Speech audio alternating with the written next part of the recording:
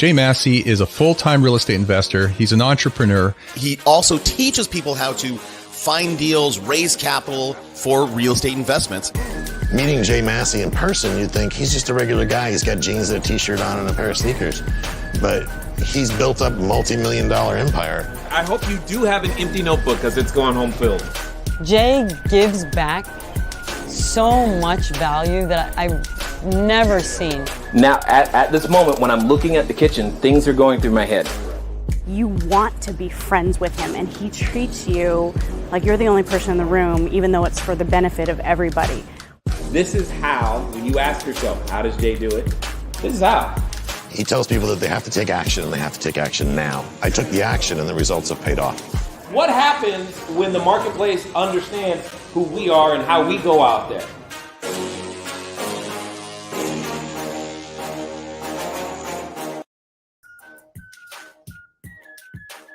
Hey guys, how are you doing? Hopefully things are going well today for you. I'm excited that you've decided not only to come back, but that you are ready. You're here early and you're just ready to go. So what does that mean? That means today you are ready for more content, more information that's going to help you keep your business moving forward. So here's what I want to do. Make sure that you can hear me. I can hear you. Kind of. Anyway, you'll see what I mean in a minute. Make sure that you can hear me. Give me a 1 in the chat. That is what I will be looking for. A 1 in the chat so that I know that you are able to, that we're able to communicate very, very well. So let me see. Was it Luke Peterson was early? That's awesome. That's good to know. I had no idea that the team was even tracking that. It's nice to know that all the people, we're all out there doing things. So let's get down to business. If this is your first time, meaning today is your first time here, make sure that you have a copy of the workbook. When I say the workbook, what I mean is very specifically this. You should have a copy of the workbook because inside that workbook, as you are completing it, you are discovering your actual business plan, the sum of the steps of what you need to do in order to make this business work. And many of you, you've been doing that. You've been making this business work, which I absolutely love to see.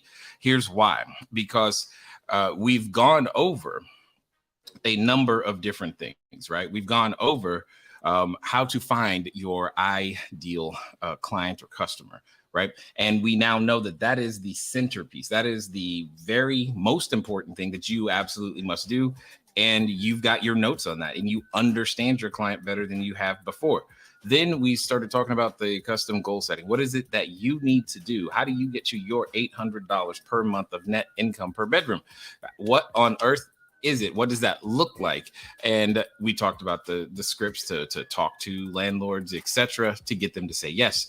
And then we mentioned a lot about how to go out there and get capital. And not only that you, depending on your level of thinking, right? Remember, we were evolving our level of thinking, and it's that evolution that creates the opportunity, because sometimes we can have a mental block, for lack of a better way of putting it. And when it comes to raising capital, and more importantly, you all know exactly how, you know the text message to send. You should be having, some of you probably have appointments. Congrats. And that's a good thing. So make sure that if you haven't done the homework, that you go back, you do it, because the homework was designed to put you in position to have a unit. See, if you are still calling landlords and you've been calling people for capital, so whether you came here with capital or not, at this moment, you are doing two things simultaneously, which will result in your ability to open short-term rentals using rental arbitrage. So my point is, keep doing the work, right? Keep doing the work. Now, today, obviously, we've got some more for you, and we're going to talk about that, right? So we're going to talk about some of the mindset barriers, and then tomorrow we're going to do our best to wrap up and give you more of what you need in order to keep going. So when we were talking about things yesterday, so for those of you who were here, do me a favor right now, type in the chat. I want one thing, just one thing you took away from yesterday, whether that was something that you took away from one of our special guests, whether it was something that you took away from what I said, what you learned, an epiphany you had from someone in the chat. Write down one thing, because we have multiple ways to fund the business. And ultimately, we now understand that the pandemic, if you will, fuels the demand for short-term rentals, which is great. Interestingly, the pandemic also fuels the demand for those with capital to find an investment, because that much more capital came into the marketplace and it needs to go somewhere.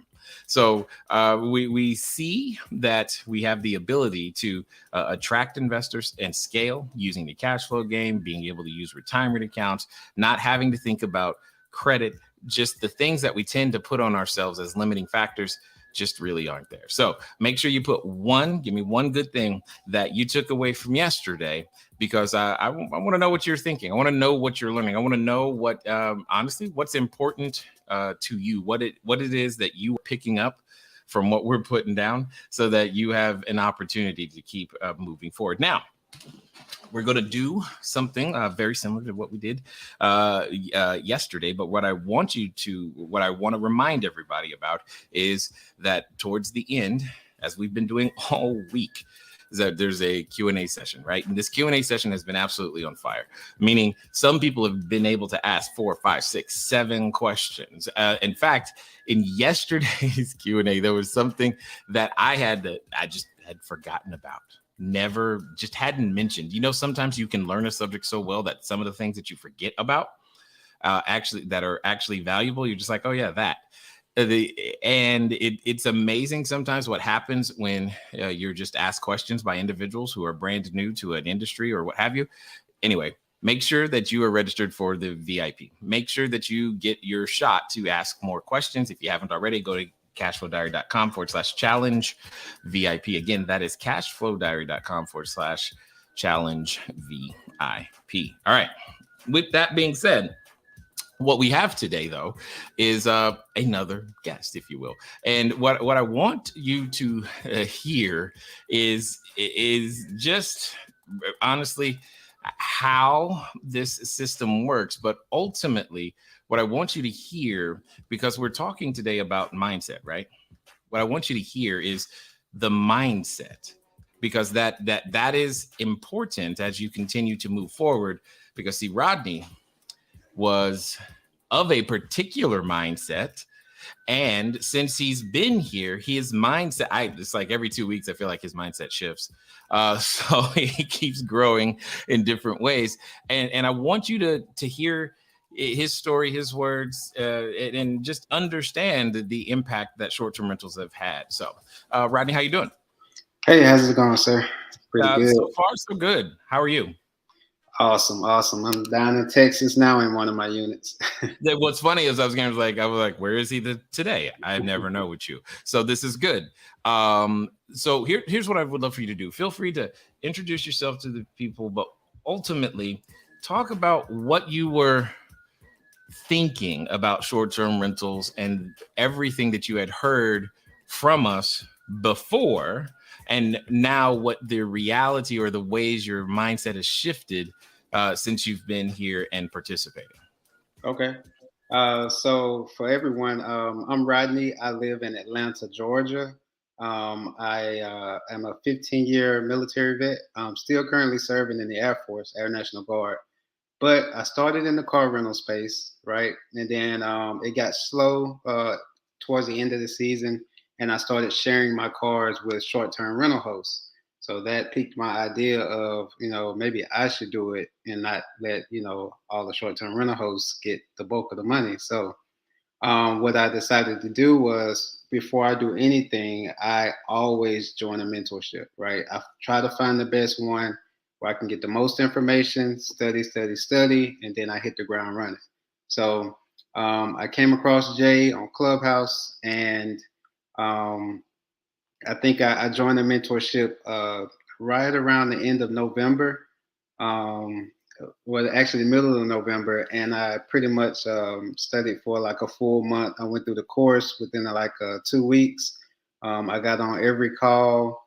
I had a few meetings with the coach, and then I felt like I was ready. I had enough information to get out there. So within a matter of, I've only been in about 4 months now, and I have 16 units. I have 6 in Mississippi, and I have currently I just signed 3 more leases, so I have 9 in Arlington, Texas, and 2 in Tampa, Florida. So 16 units now, and Jay was drilling into my head when I was at 4 to start looking for my customer experience team. So luckily I did that a little too late at 6, and because it was starting to get hectic. And having 3 full-time VAs, needing 1 more, it's been awesome.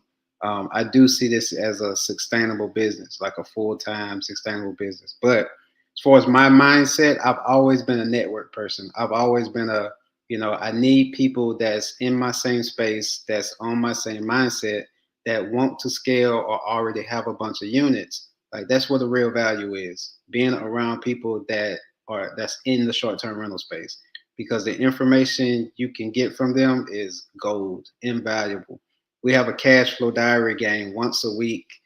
Just the Atlanta people that's in cash flow diaries, we meet up every week and we play and we talk about short-term rentals, right?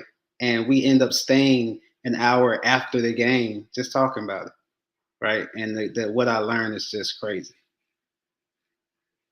What's funny is that I didn't even know you guys were doing that, and at the same time, I'm like all in. Yes, Yeah.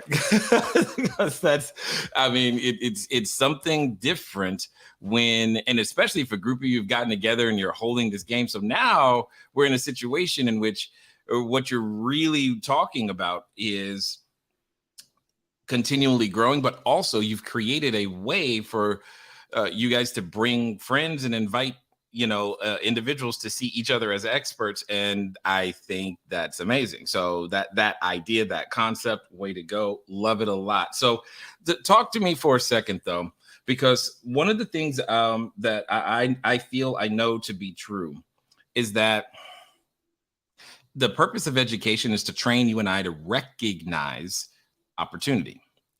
And you mentioned that you started in the car rental space, but now you're expanding over into the short-term rental space.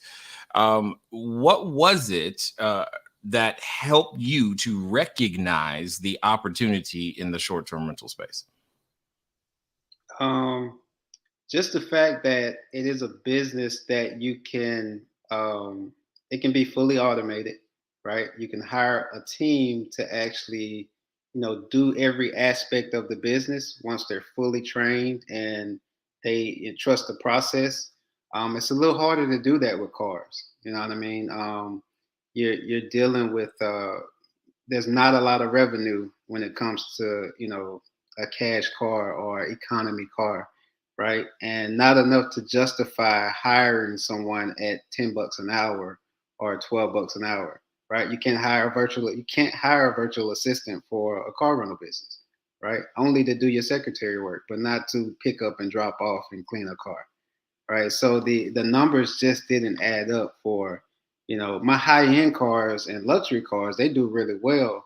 But ultimately, I ended up selling a lot of cars off, transferring them over, and taking whatever revenue I made and putting them into the units.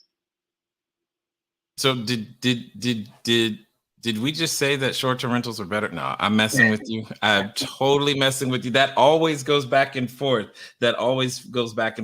But here's something I know that many people are dealing with, and you've been able to deal with successfully, that I would love for you to share. There are many people who are wondering, can I get a landlord to say yes? And, you didn't struggle with that too much. So I'm curious, why do you think that would be? I had trust in coming across as someone who knows what I'm doing and who has a structured business. And I said, I'm gonna use my network as my crutch, So I'd walk up to him and say, hey, I have a short-term rental business. I have a lot of partners, a lot of people that I deal with that's in this space. If you'd like to see the type of work that we do, here's a website of one of my associates. Here's another website of one of my associates. They have these type of units. This is how I would furnish the unit that I'm getting from you. But I need 5 to 10. I'm not really looking for 1 or 2, right? So they start taking me more serious that I'm talking bigger numbers, So I just building the trust factor in what I'm doing was the key. No, I like it. I like it. You literally used what you have to get what you need, so you can have what you want, and that's exactly what it comes down to. And then you've been using a unique financing strategy. Why don't you share it with the people so that they can understand that there are many more options than just retirement plans, obviously, but many more options that are out there that can help you get your business up and going. Yeah. So. Of course, well, not of course, but I had a lot of cash saved up from the businesses that I've had. I'm big in the credit space, business credit, personal credit. So I already had, 4 LLCs created, a few business accounts created, and being able to leverage, my personal guarantee, good credit, and take advantage of a lot of 0% interest credit cards. Being able to move current balances over to, 0% balance transfer fees. And like most of all the money, I probably spent close to $100 grand getting all these units up. I want to say about 70% of that is at a 0% interest rate. Right. And I think I'm pushing 6 figures in the first 3 months already, and right now, I was on the Profit First call today, and it's like it's all coming so fast at once. I'm like, I'm talking to the Profit First lady. She's telling me how to transfer the money between accounts, how to move it towards debt, and not only that, I believe in this business so much. I'm taking profits from my other businesses that I would normally put in my pocket and trying to get to the green. Once I get to the green, I feel like I'm gonna be rich. Yeah.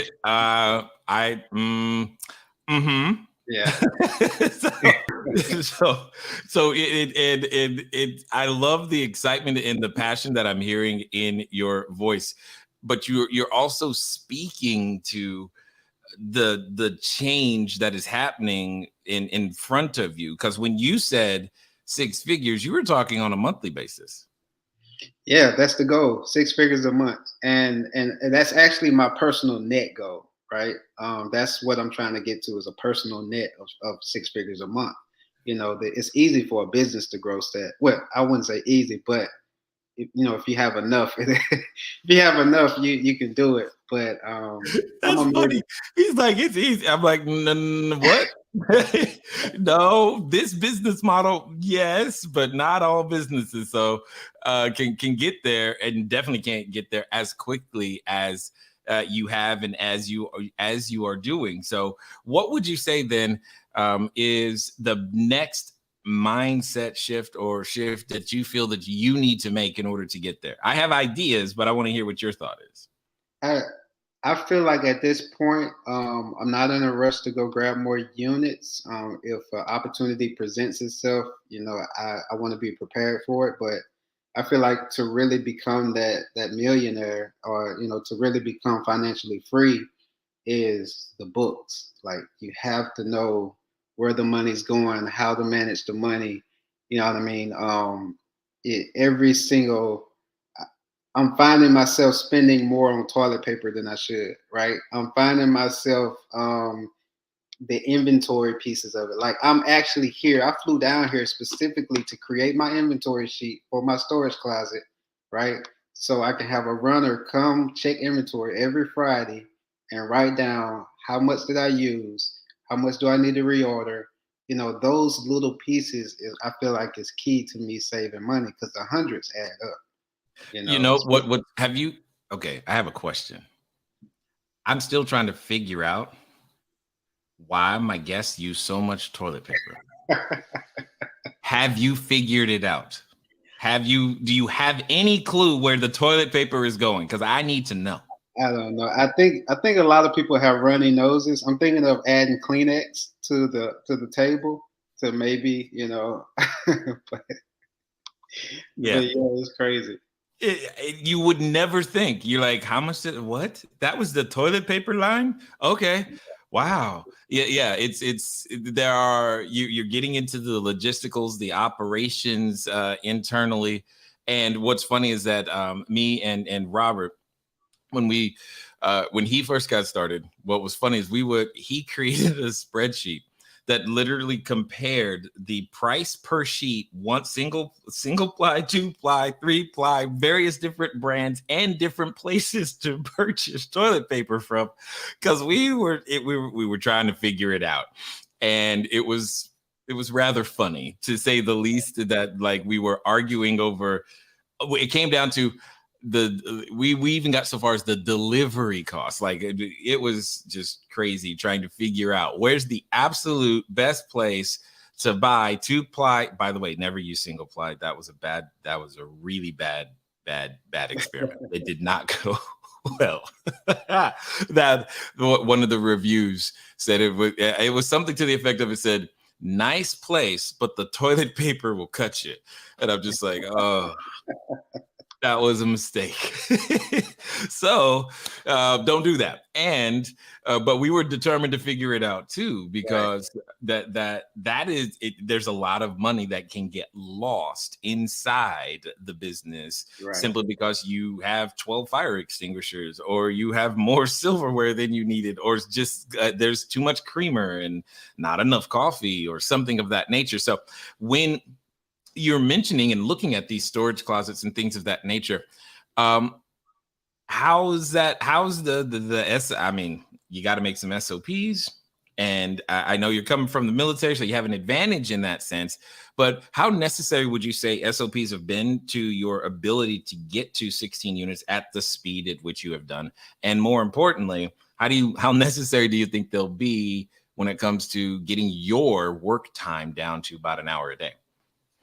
And that was actually my next point. If you didn't even say SOP, it was. So I'm at a point now to where it's, I learned this I'm in a lot of financial literacy groups, right? And they preach to us to document the process. So every single aspect of this business on what you're doing, if you walk and you run into the table, document it, right? Because it can happen to the next person, right? If you walk and you see that there's very little light over here, I need to add light. You have to write it down. So everything I'm doing, my VA is about to pull their hair out, because I'm sending them message after message like, hey, the customer just asked me this. She shouldn't be asking me this. Make an SOP for it, put it in the messaging, and make sure it's automated, right? I don't want you or me to have to answer this question again, right? Because it's taken from my time. And it'd be like simple, the dumbest questions ever. I hate to call it dumb, but it's like it's. No, I'm with you, because that's when I knew I needed more customer experience people, because more than once I got how do you turn on the lights? Yes. Now, I never learned. I'm like, how do you turn on lights? It was hard. But the only answer I have ever come up with is set the light switch. You flip it up. I didn't really know what else to say, because it's like I don't know how to not like be a jerk in the answering of this question, but maybe it's just flip the light switch, So but I'm with you. I have a video of me standing in front of the stove, showing how to use the stove, and it's attached to an email. I have a video standing in front of the dishwasher, showing how to start the dishwasher and load the pod, and it goes in an email, right? So the thermostat, I always get the thermostat. I have a video of me standing in front of the thermostat, press the button on the side. You press the up button, then you press the button on the side again. To pick your temperature, you go up. Yeah, it's amazing. You didn't even think you needed to have this, and now you're learning. And okay, so Rodney, shoot me straight. do you think you could have Googled the information that you've been able to get from us? No, absolutely not. Absolutely not. It goes. This is next level stuff, man. It's yeah. And do you now see why I've said most people are amateurs? And what ends up happening is they get put out of business by those who are taking their business seriously and being professional. Yep.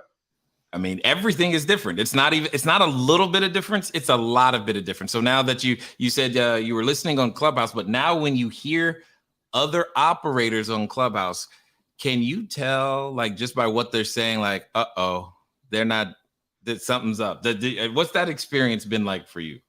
It's been everybody still reaches out, and I preach to people, especially.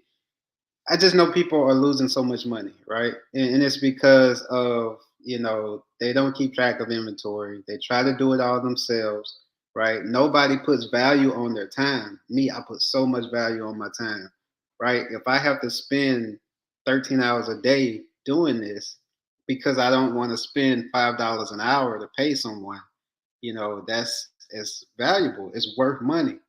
I could be doing other things, finding new properties, things like that. So same thing with pricing, you know what I mean? They think just because they heard me say Price Labs, oh, I got the key. Let me go buy Price Labs and I'm set. I'm good to go, right? Oh, I forgot. How do I know what to charge it per day? Then it's almost like it's just because you got the system, you still have to learn how to use the system, right? Absolutely. Just because you downloaded the blueprint and you went through it, that's just the first step, right? There's way more steps after that.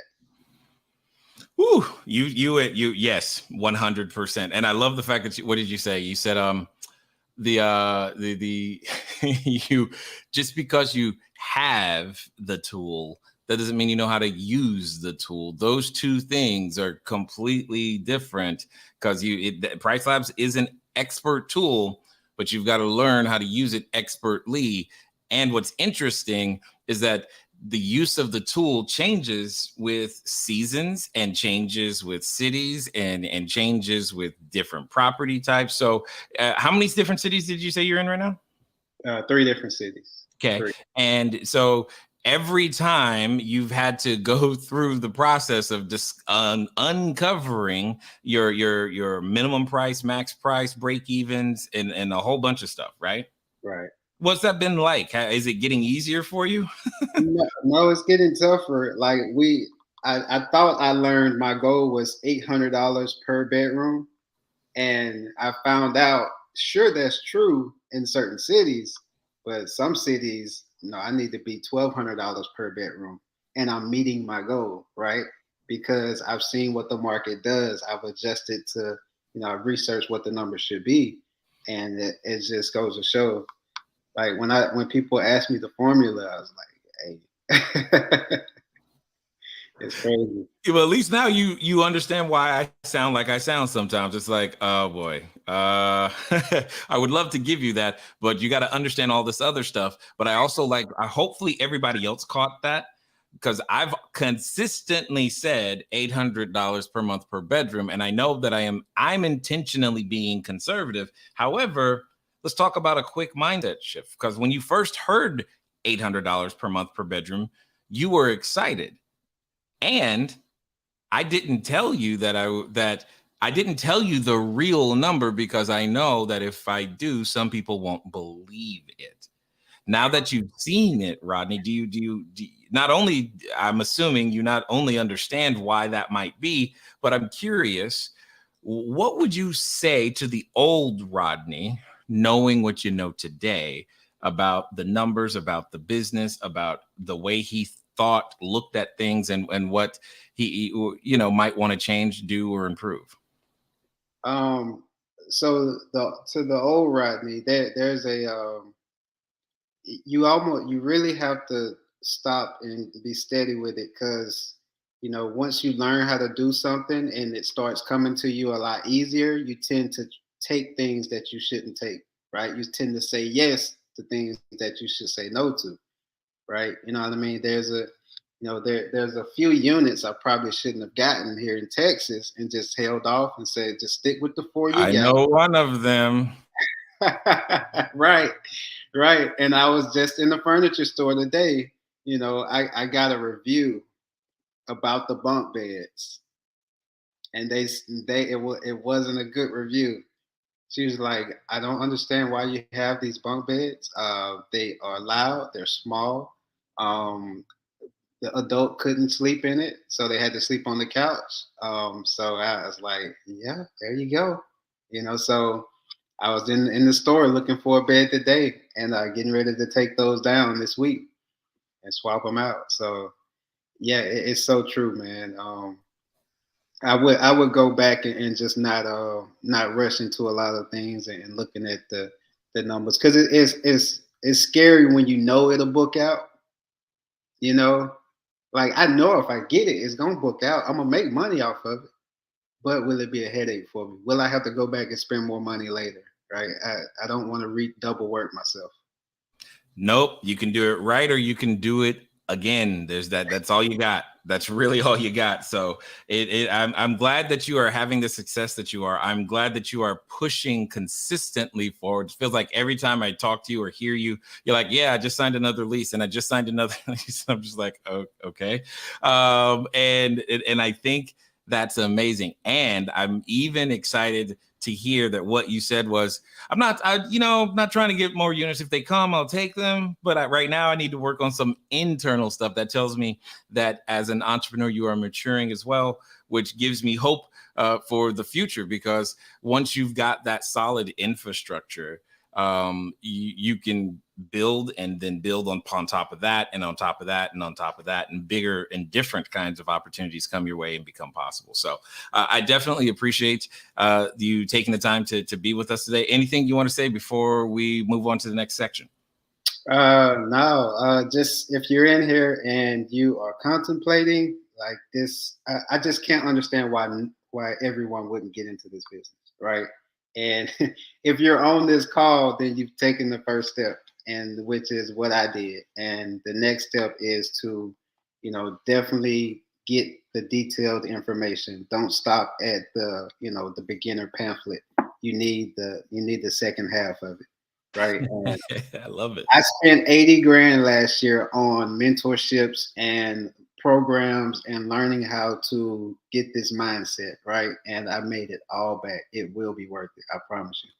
Wow! At 80 grand, you're catching up to what I spend, bro. This is good. This is good. I like it. I like it. I like it. That's good. That means you're on the way. You're on the way. I definitely appreciate it. Stay safe out there you're in Texas, if I remember correctly.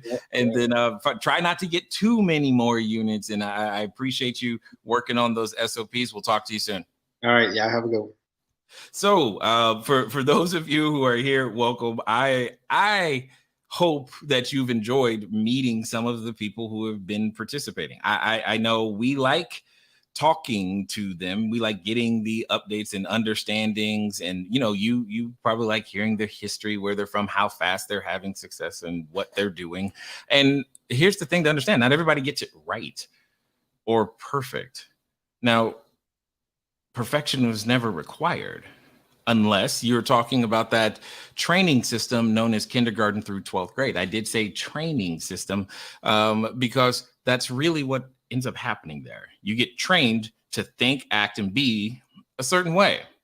And the way that you're thinking, acting, and being in that environment, is for that environment. Right now, you're talking about how to think, act, and be in a completely different world, AKA the short-term rental world.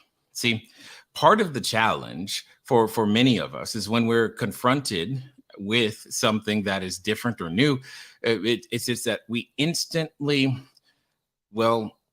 we trigger what are known as our self-limiting beliefs. Do me a favor. Go ahead. Someone type that in the chat. That's going to become a thing today. Self-limiting beliefs, or SLB. I may say either one of those. Self-limiting belief or SLB. It's those beliefs that we hold. And here's the thing.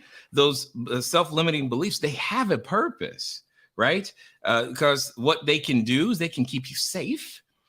They protect you from things like your fears. They can protect you from feeling or experiencing shame. They can do that. And as a human being, we want to be safe and protected from our fears and not feel shame, right? But the same self-limiting beliefs, they often can keep one passive and leave you frustrated, and sometimes they leave you just broke or broken, because they're also preventing you from climbing into that proverbial driver's seat and taking control, period. Like you can't even see the open doors, because our brains work such that they do everything to confirm what we believe. They literally filter out the things in the world, so that we only see that which we already believe. It's called confirmation bias, and it's a challenge for all of us in some way, shape, or form, because your mind works really hard to make sure that the only things you see are in the world. The only things you see in the world are what you believe to be true about the world. So, meaning I can see something, I can see it, but if you don't believe it, you can't see it. And even though it's true and it's right there, your self-limiting beliefs, they get in the way. And what's interesting is that in order to maintain a stable psyche, we go find the evidence we need to support what we believe. And if we believe something that is not supporting a new vision, a new way of being, a new way of acting, a new way of doing anything, we need that evidence. We have to go find it. We seek it out, but we can't seek it out until we're open to letting that belief change. What do I mean? You may believe today that money doesn't grow on trees. You've heard those words, right? Money doesn't grow on trees. What I heard Rodney say is that he's building a tree of money via 16 different units that are all connected via various cities and all running very similar systems connected to him. That feels and sounds like a tree, and it's connected. But that's what he now believes, because he can see it. But sometimes it's, especially in this industry, it's landlords won't do this. If you have a real estate license, or if you call someone with a real estate license, one of the first things you're going to hear, landlords don't do that. None of my landlords won't do that. That can't happen, because that landlords won't do that. Or the ever famous, it's illegal. I love that one.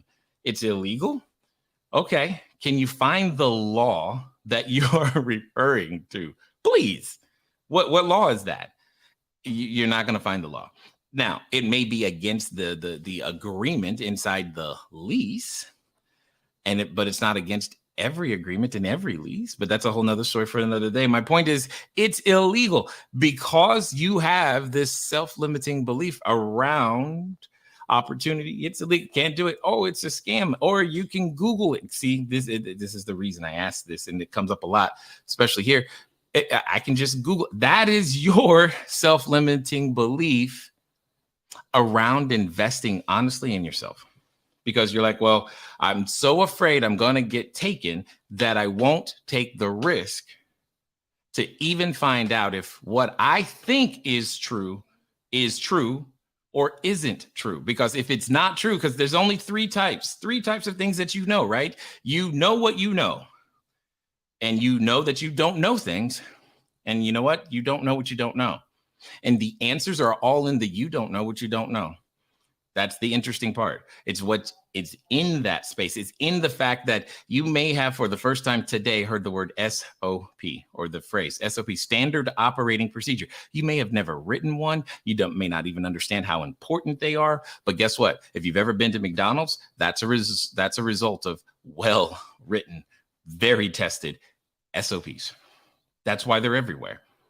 Any store, anything that you see that has scale, there are SOPs in place somewhere so that very few people can use them to do lots of work. It's a leverage point, and there are lots of leverage points in this business. See, your self-limiting beliefs are what we here work on continuously so that you can unlock new potential. This is why I say the version of you who is here today will not be the same as the version who has 1 unit, 10 unit, or in Rodney's case, 16 units in a very short period of time. Now, is 16 units in, I think he said 4 months, is that fast? Yes. Now, if he kept going, depending on how fast he got there, he's definitely on track to break a record that we have here, which is good. And I shudder to say that because saying it probably gives him like incentive to try. But right now he needs to focus on the infrastructure. But understand this, that's another self-limiting belief. Because sometimes we say, oh, I can do it myself. I don't need other people. If I hire someone, they're going to take from me. That was one of mine. Because I had a situation in which someone had embezzled $1.2 million. Trust me, I will never forget that. And it made me gun shy, I guess is the best word to use in this case, from wanting to try hiring actual W-2 employees. I couldn't get myself to do it. And it took somebody else's information, another person, a coach, to say, hey, it's in the what I don't know that I don't know to get me to do it. I'm grateful that I listened to her because otherwise I don't know. I might not be here with you. Literally, I might not be here with you right now. I might not have reached out or been there for Rodney or any of the other people. It's very possible.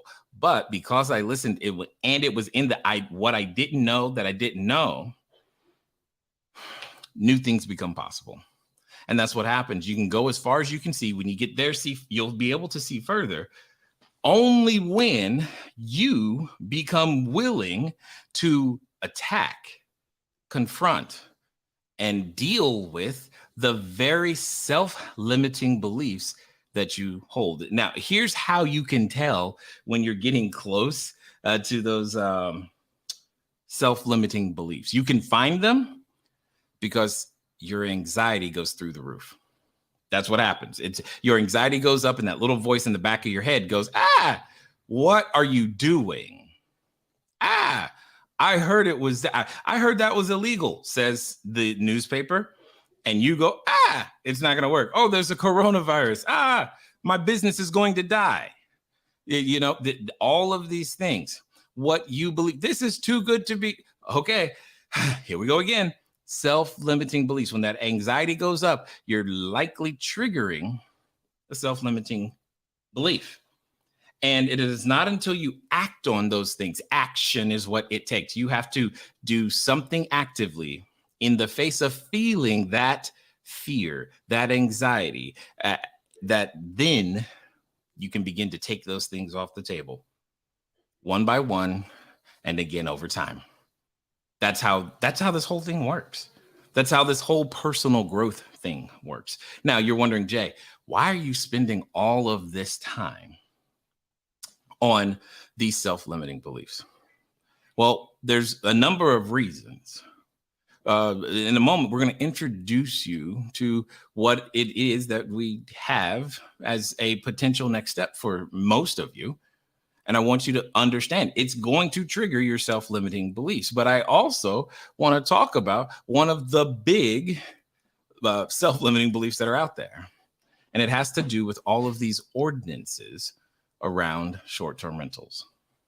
See, how you view ordinances and the establishment of a marketplace change. It's everything. Because see, the newspapers have an objective. The television news stations have an objective. Their objective is not to give you data.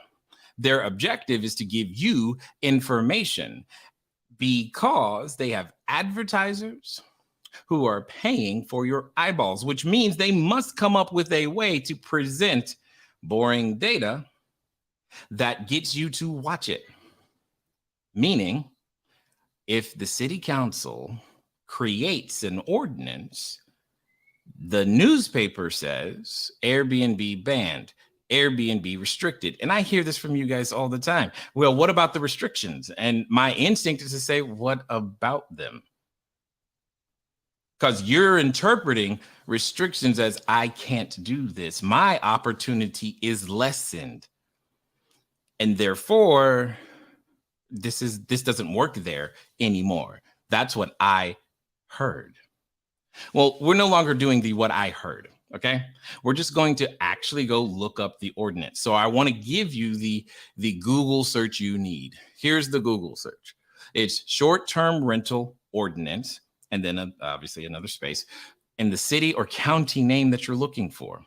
What it comes down to is that you're looking for the .gov extension, not keywords, not the newspaper. So I'm going to give you an example here in a moment. So do me a favor, type a city in the chat where you are so that I'm going to pick one of them. And what we're going to do is that I'm going to show you how to find the ordinances and how you can find them in the geographic location that you are about to operate in so that you can know what's up. Now, most of the time, nothing's there.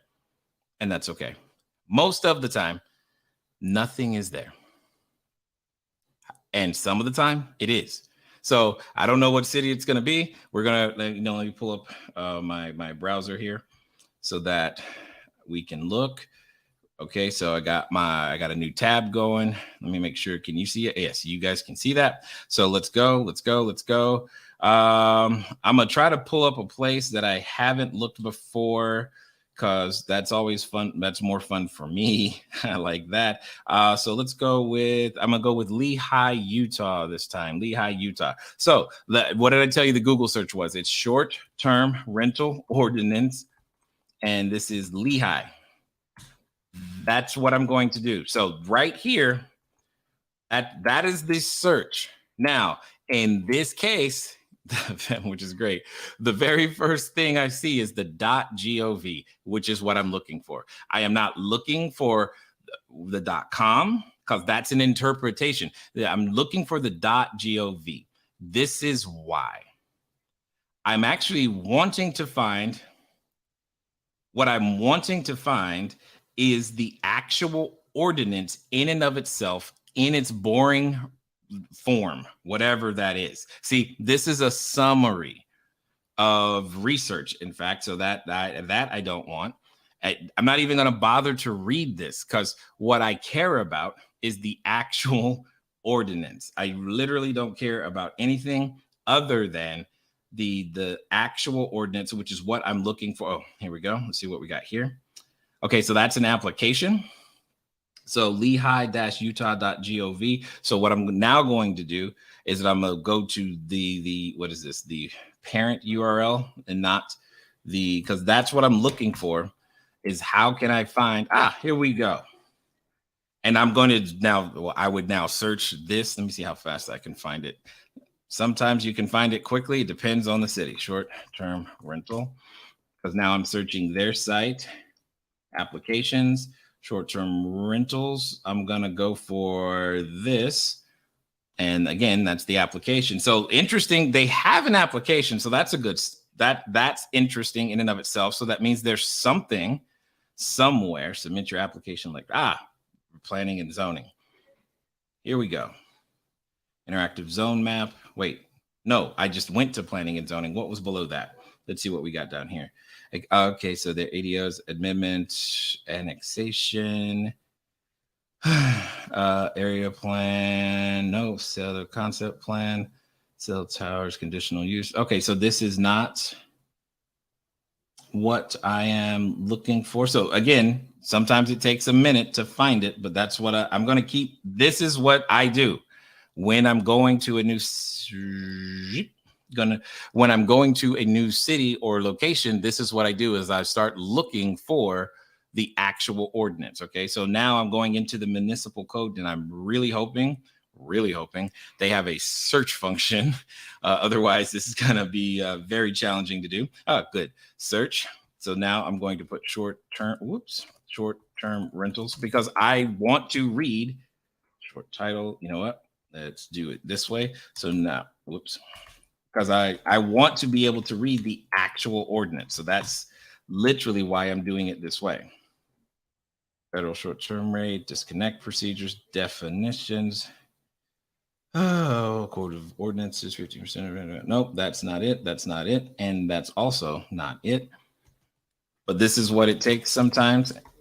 And this is also why I like to do ones that I haven't done before. Because if I make it look too easy, don't want to make it look too easy. So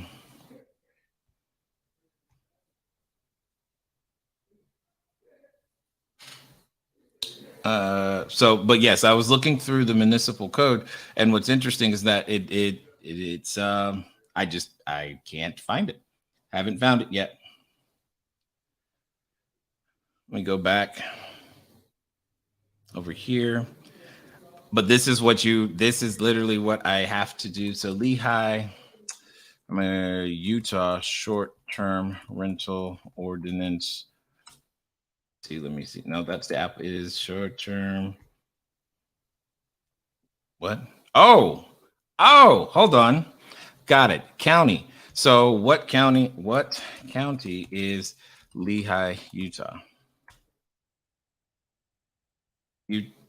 Utah, kind of? Really? Okay. Short-term rental ordinance in Utah County. And here we go. So just understand that this is what I was looking for. This is what you saw, what it takes sometimes to find it. But now that I've found it, I'm like, okay, then I'm going to read the entire ordinance. I know. And what it comes down to is that you have to, if you're going to do this business, so that you know.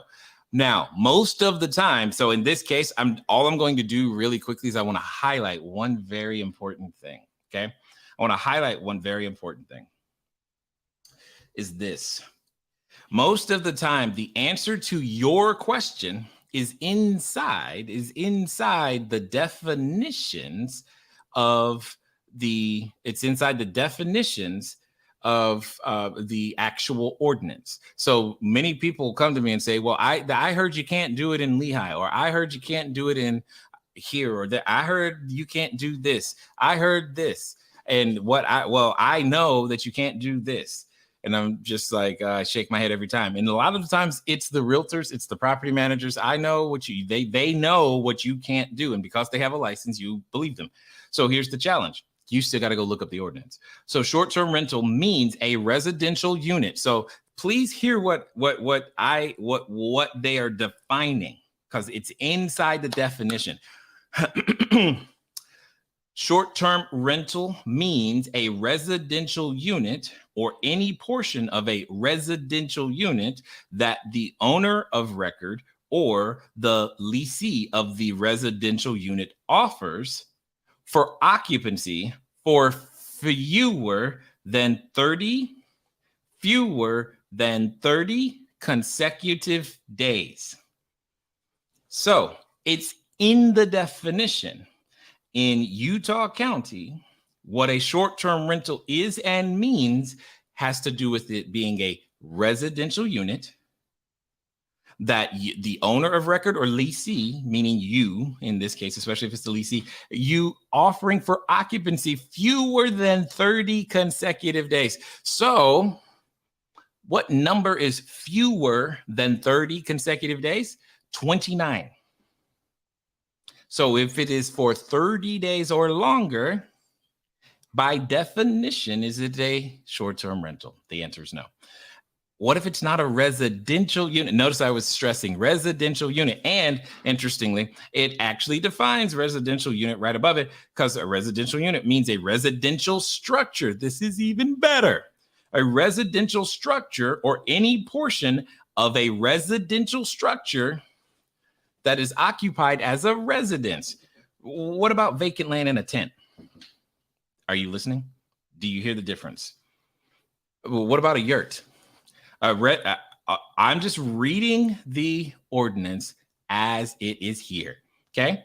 So at the end of the day, that's all I'm saying. All I'm saying.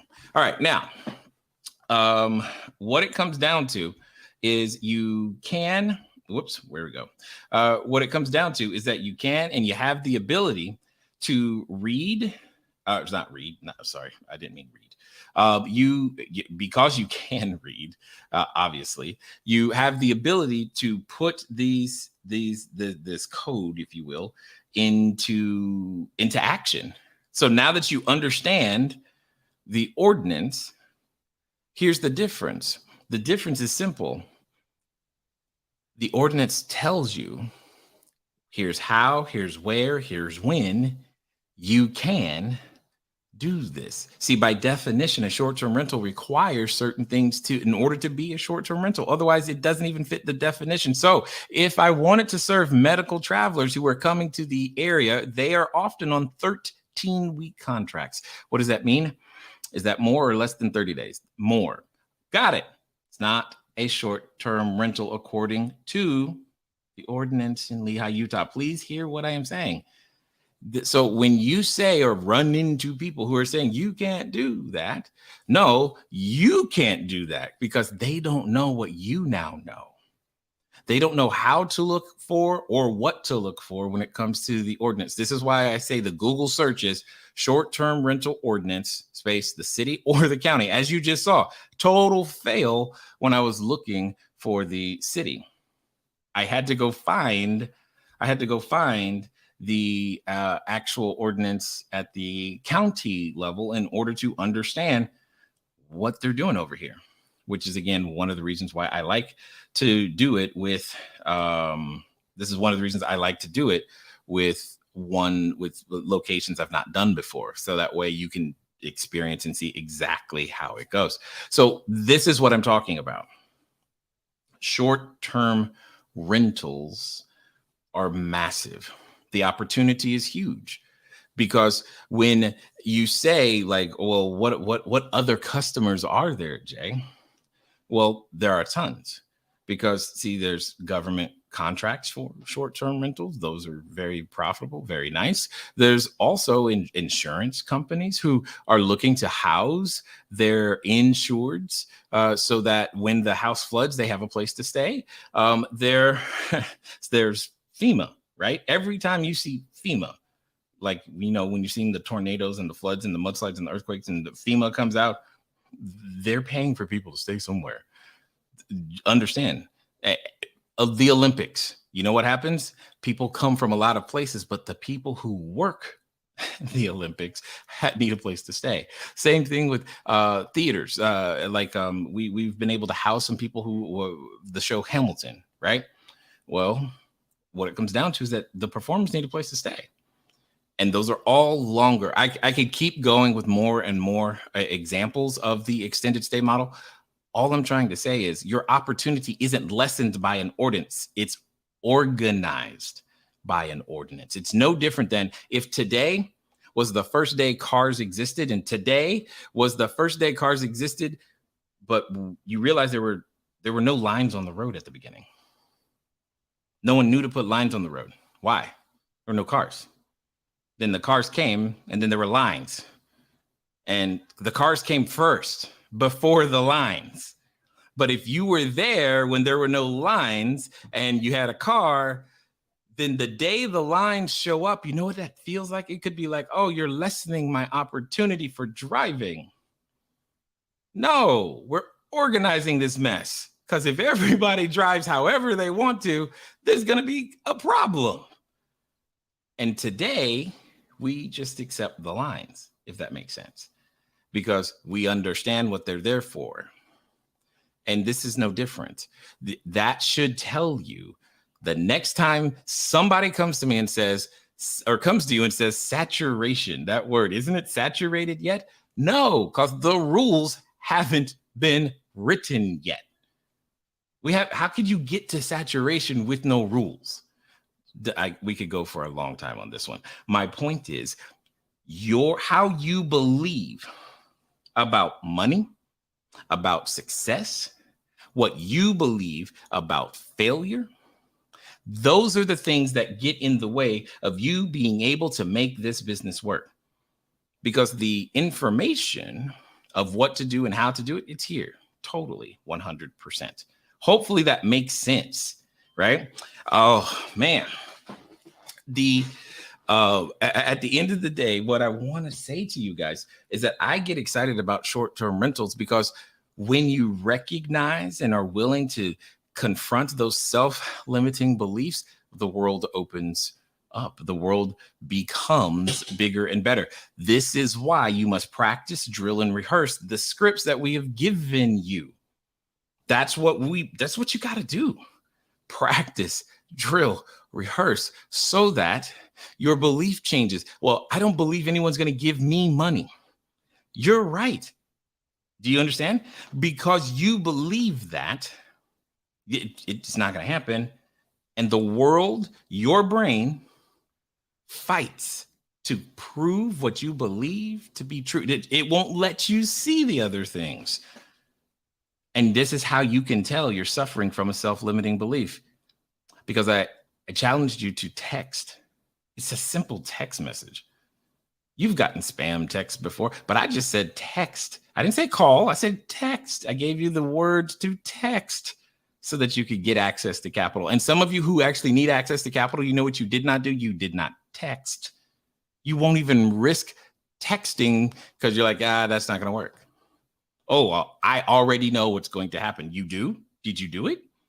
You don't know. Well, I know they don't have any money. Self-limiting beliefs. This is the thing that's in the way. Like majorly. You believe Airbnb is the only place you can get your customer. And yet, I'm telling you, it's not. But you believe, so therefore that's all you can see. And this is why you must be willing to confront the things that you believe to be true. See, we go through this all the time as humans. We evolve these beliefs over time, and that those beliefs lead to the actions that we take, and those actions, that's what gets us the results. See, your belief around failure determines how many phone calls you made today. If you think of failure as an opportunity to learn or begin again, get better, you probably made a lot of phone calls. If you do not have an emotional attachment to outcome, you made a lot of phone calls, and therefore you experienced a lot of things and gained some wisdom and had some success. If you believe, it's not going to work, or if you believe people are going to yell at me, you didn't make any phone calls. If you believe I have to have a REIT, big shiny building, then that's what you called. If you understand, these self-limiting beliefs can create and make it harder. I can't see where the opportunity is because I am so certain of what I already believe to be true, and I'm going to do everything I can to confirm that what I believe to be true. Remember when I said you can't learn and look good at the same time? That's kind of what I'm talking about. But also, as you heard Rodney mention, you can't get it all at once in just 5 days, but we have given you more, and we got more for tomorrow for sure. We have given you a ton to make sure that you can make it. But one of the things that we do is we have multiple levels of instruction, lots of do it yourself. Some people want it done. You want to do it with us and our team, and other people just want to take it to the moon and have us do it for you, which is fine. But what we're talking about is you taking small incremental steps with your belief. Because see, Rodney mentioned the second part. This is the beginning. The mastermind is what we call the beginning of the second part. What we have given you thus far is the beginning blueprint of what you need to do. Tomorrow, we're going to be talking about the equipment that goes in. We're going to be talking about the revenue potential. I'm going to give you some fun things around how to turn certain expenses into more revenue, right? Because here's what I know. If you have done the homework every day, you probably already have an appointment for tomorrow, definitely for Saturday.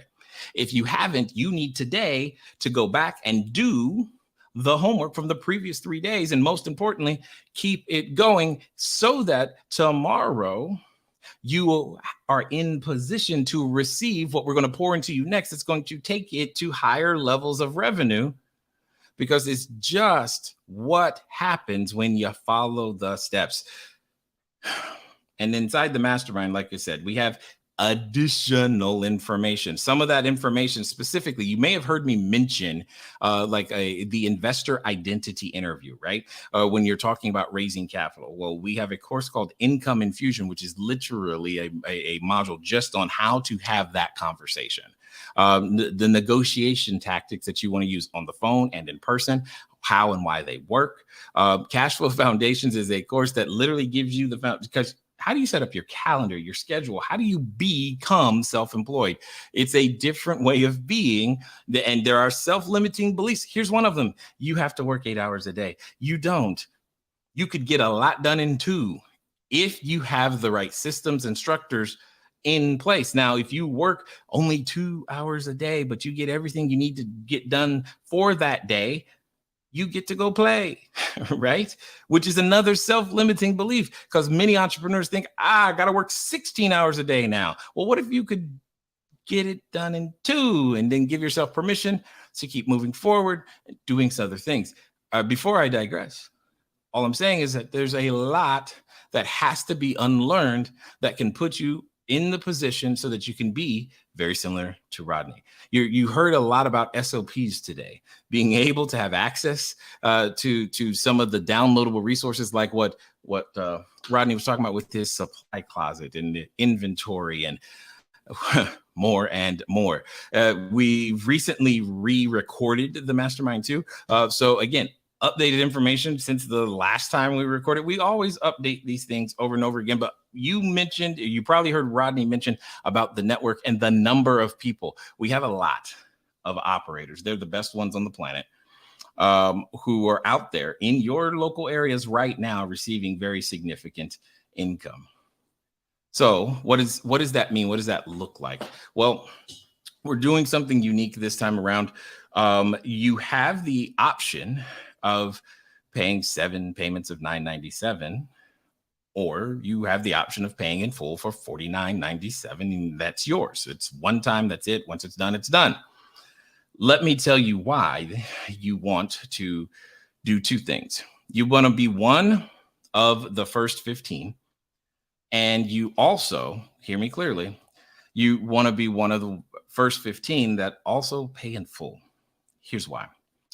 Because those who begin and get started with us, guess what? You're going to get an additional 45. So imagine the fact that I've trained lots of people, but we have some special that we have designated as coaches who have the ability, like a Rodney, like, well, there's many. I was thinking of some of the other names we haven't introduced you to yet, but like a Rodney, being able to sit down with them and have them give you a game plan for the next 90 days. Like literally the next 90 days, your 90-day game plan with your coach in a 45-minute session. That's what we're talking about, with a real person who can ingest the beginning information that you've already done and make that happen. For those who are paying in full, that is an additional bonus. If you're the first 15, you have the ability to get an additional 45-minute session. Now, for those of you who are paying in full as well, not only do you get you get an additional session with me. Hopefully you heard that. Now, typically, so that you know, I typically charge around $67 per minute. And that was not a typo. And I've done some evaluation that actual price has to go up soon in order to keep up with the amount of value that we've been creating on a per hour basis. So it's $67 per minute is normal. However, for those who are not only getting started, but paying in full in that first 15, guess what? You're going to get an additional session with me. Now, it's going to be after you've done your 90-day plan. I don't want to be doing a whole bunch of 90-day plans. That is not the highest and best use of the things that I can add to your business. So I want you'll have your time with your coach for the 45 minutes, and then you'll have a time with me. The reason we're doing this is because, like I said, we have 3 levels. The do-it-yourself is what we call the mastermind. Right above that is something we call the roadmap. And we want to give you a little bit of a taste of what that looks like, because some of you, that may be a better fit for you. And if it is, then great. Your job is to start here at the mastermind now, and then once you've had those 2 coaching sessions, you'll be in a better position to go, okay, yeah, I think I need a whole lot more of that, or not, your choice. Because at the roadmap, things get really crazy and you get a lot more of me, especially in our group sessions, and we can do so much more, much faster. So I just want to make sure that you understand that those things are available. So how do you take advantage of this? And then we'll talk about tomorrow as well. What you need to do is you can go over to cashflowdiary.com/mastermind. Again, cashflowdiary.com/mastermind, right? That if you go there, what you'll be able to do, oops, I didn't want to do that. So when you go there, you'll be able to choose the $9.97 or the $49.97. Again, if you're paying in full, you're going to get an additional session with me. And if you're part of the first 15, you definitely get an additional session with one of our coaches. So that's 2 45-minute sessions for those paying in full, 1 for those who are just getting started and part of the first 15. So good job there for those of you who are doing that. Now, as we have done all week, we're going to go to the VIPs. We're going to get some more questions answered, because I know there'll be questions about ordinances and deal structure and things of that nature around some of the self-limiting beliefs about what you think is possible for you.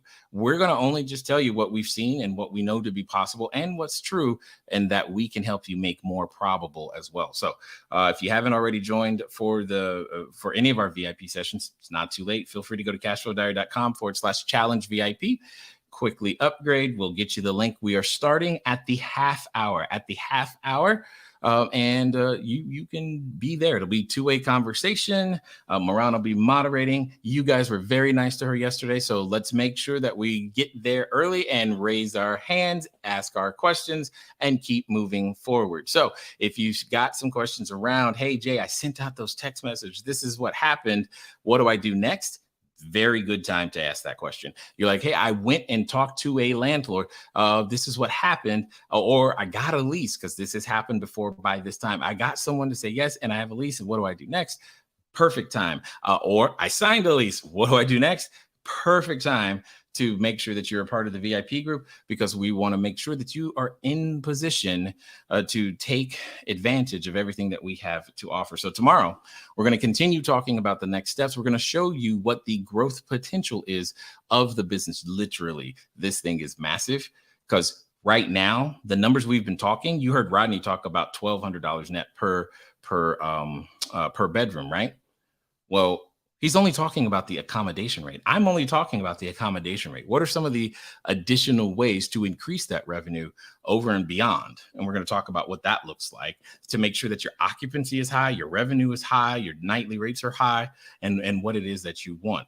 To making sure that you understand some of the basics of pricing and putting yourself in position in all of the search engines on all of the OTAs to be at the top.